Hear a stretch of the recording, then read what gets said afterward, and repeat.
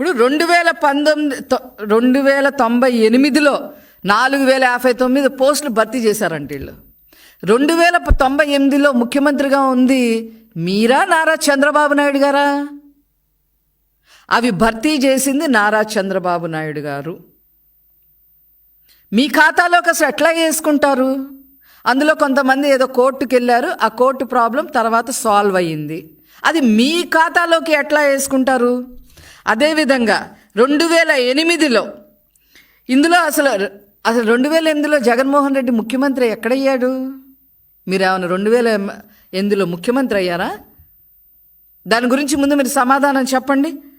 అప్పుడు కూడా ఏదో కోర్టు కేసు ఉంటే ఆ కోర్టుకు సంబంధించిన కేసు ఇతని హయాంలో సాల్వ్ అయ్యింది. అది కూడా మొత్తం భర్తీ చేయలేకపోయారు వీళ్ళు. తర్వాత 2018 డిఎస్సి, 2018లో ముఖ్యమంత్రిగా ఉన్నది ఎవరు? నారా చంద్రబాబు నాయుడు గారు.